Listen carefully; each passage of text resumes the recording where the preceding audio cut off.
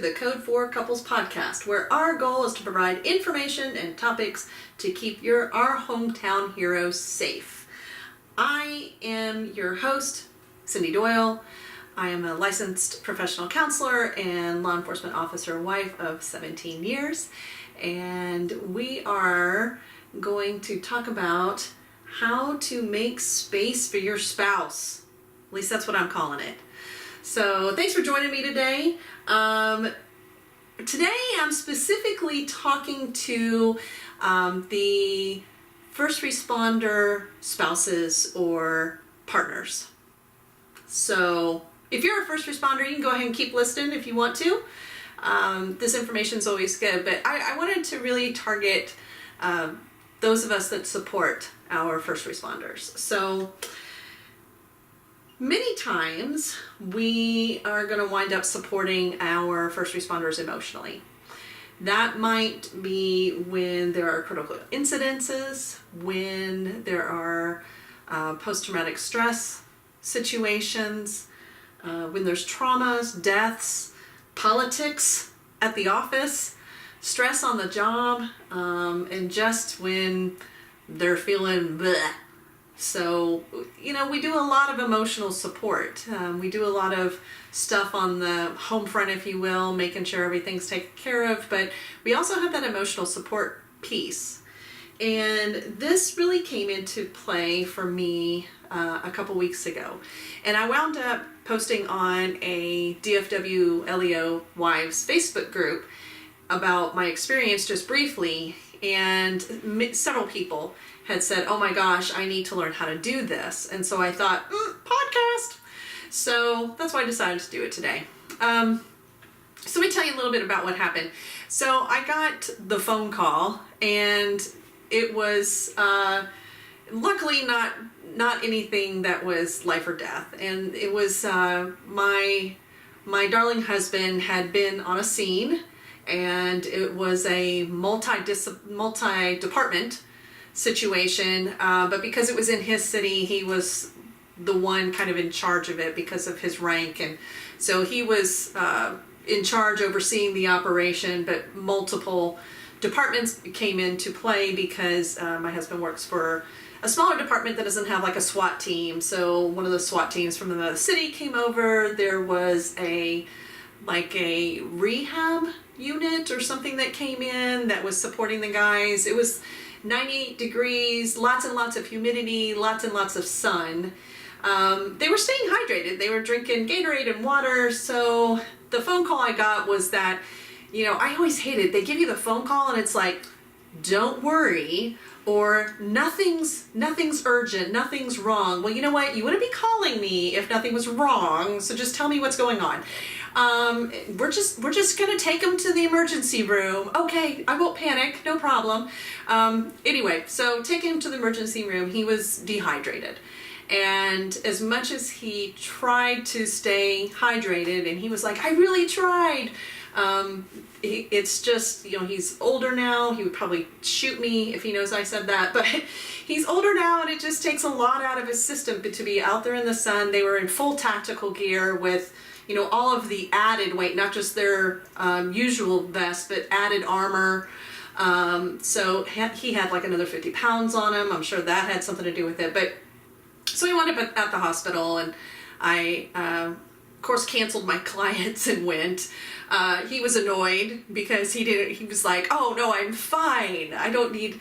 And when I got there, I said, how exactly were you going to get home? Because you came here in an ambulance and your truck ain't here. He's like, I just would have called one of my guys to come pick me up. I would have driven home. You know how that goes. So anyway, so we're sitting there and we're talking in the ER, and we're just shooting the bull. I can't say the other word because I'll get, flagged for profanity in this podcast. But anyway, so we're just talking and we're joking around, and I can tell he feels pretty crappy. But as it goes on, I can tell like his spicy level rises. That's what I call it. And we were talking. He says, he's pretty up for a while, but you could tell he wasn't feeling good. Had a couple bags of liquid, as far as IVs and things like that. Fluid, not liquid. And so he started getting a little bit more spicy, so I knew he was feeling better. He was joking around a little bit, but we started talking, and I just started talking to him about what was going on at the scene. And as we were talking, there was just something that just didn't seem right to me. And I know him pretty well, and so I can kind of pick things up. Part of that, I think, is my job, because it's what I do, it's what I'm trained to do. People sit on my couch and I see something. It's like a sixth sense instinct kind of thing, and I see something, and then I throw something out at them, and they're like, "How'd you know that?" And I'm like, I just know. So this is something that, it's a skill and ability that I have, but I think that we as spouses can do better at this. This is something that it's hard for our first responders to open up to begin with, because that's a way that they keep themselves safe. And so when there's any kind of inch in that door of emotion, man, take it. But you gotta allow space for it. So we're talking, and there was something that was just off, and I said, "What's making you feel weird about this situation? I mean, you got dehydrated. Happens to everybody. People get dehydrated. It's totally understandable, but you're irritated you got dehydrated. What's that about?" And once again, open-ended questions are great. But as we started talking, I realized that there was something in here, and I said, "You feel like you failed."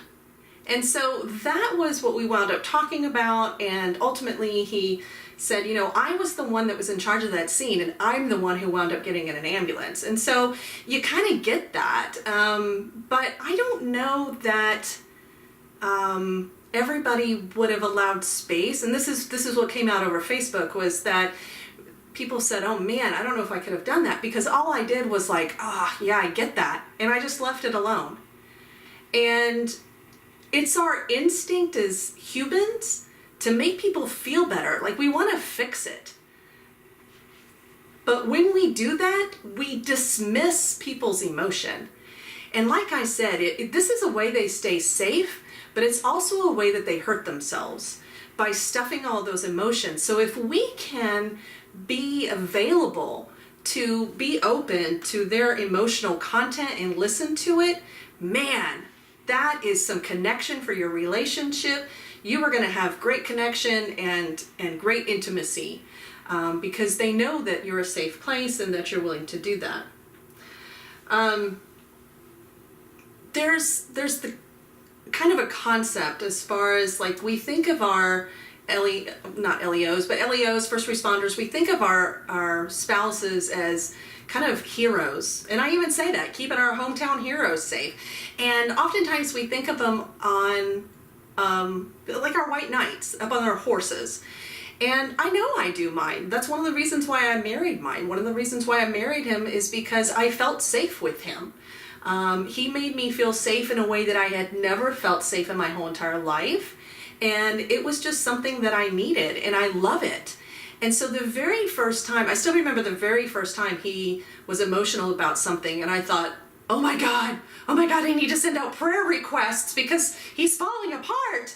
But he wasn't. He just needed to open up. But it was hard that first time that, if you will, he fell off the horse. I wanted to shove his butt back up there. I almost said another word. But I wanted to shove his butt back up on that horse because I didn't like it. It was uncomfortable for me. I want you to go back up to being up on that horse. You need to keep me safe. But in this moment, I was kind of like, oh, crap. Okay. So over the years, I've realized that I don't want to be that girl. I don't want to be the girl that says, no, get back up on your horse. No, it'll be fine. It'll be fine. I need to be one of those people that is okay when he falls down or falls off his horse or he shows any kind of vulnerability. And I think I've said in other podcasts, like, my clients call that the V word, because they're like, dang, Cindy, stupid V word. So vulnerability, as defined by Brené Brown, is uncertainty, risk, and emotional exposure. So those are pretty uncomfortable words. And it's pretty uncomfortable to do. And the last thing you want to do is when you feel kind of emotional exposure is to be, criticized or told, oh, it'll be fine. Oh, they'll get it. So there was that part of me that wanted to tell him, nobody's going to see it that way.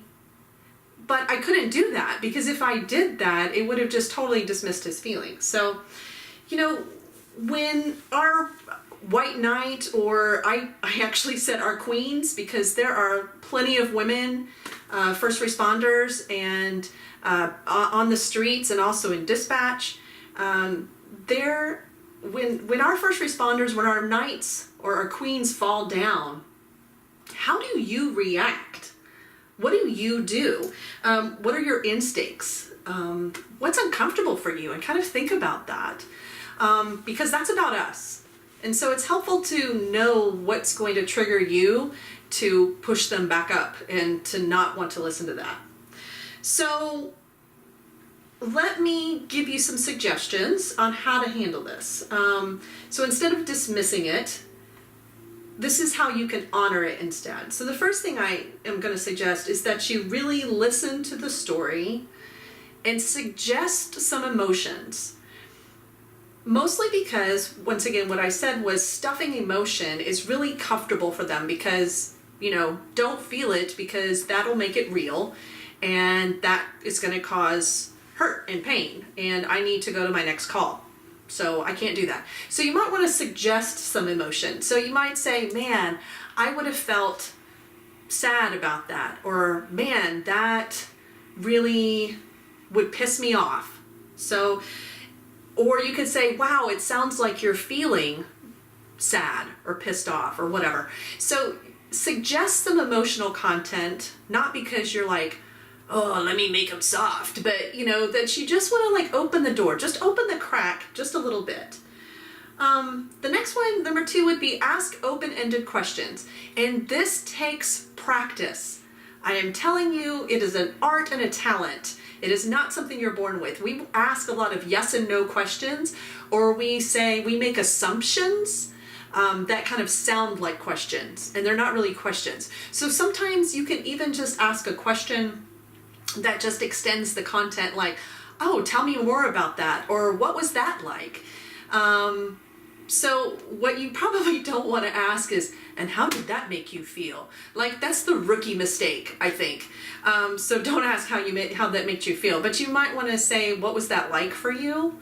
Did that affect you in some way, or how did it affect you? Now, see, if you say did it, it's a yes or no question. How did that affect you?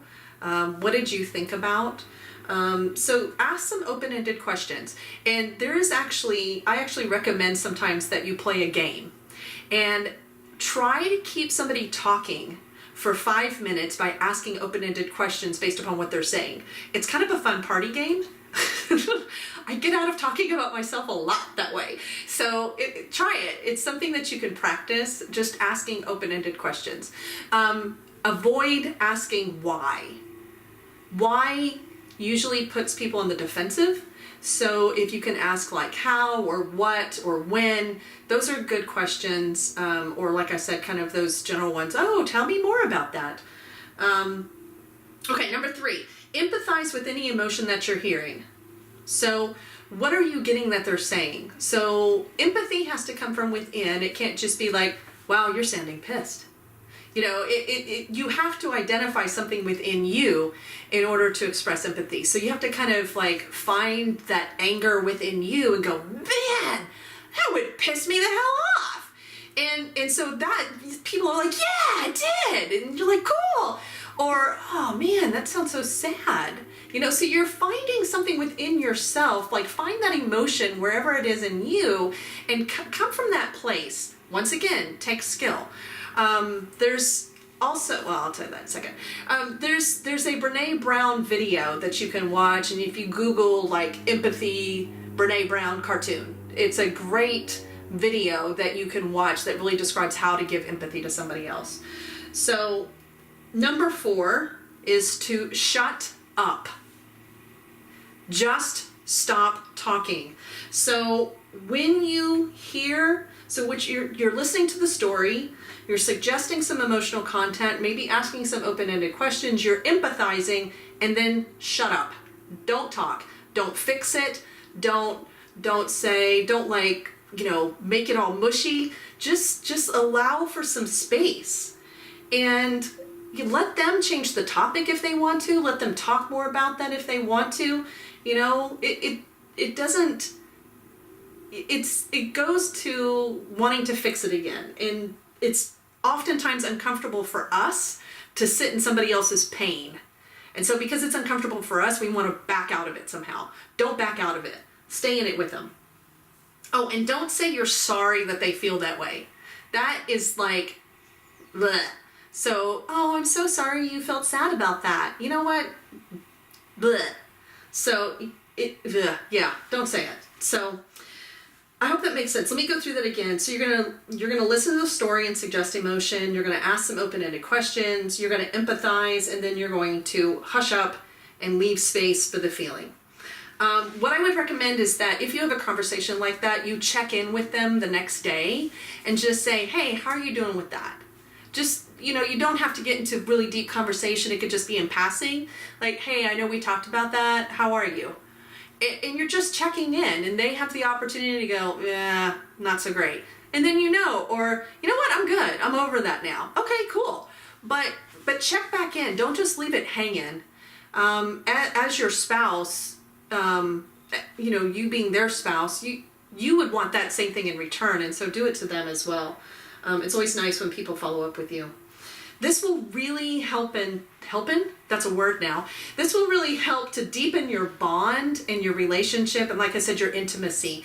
Intimacy, people talk about, I need more sex. Well, that comes when you have these deep, intimate conversations. When you feel closer to somebody, you want to be naked with them and be in bed. So there you go. That's how you do it. I hope this was helpful today. Remember to leave some space for those conversations.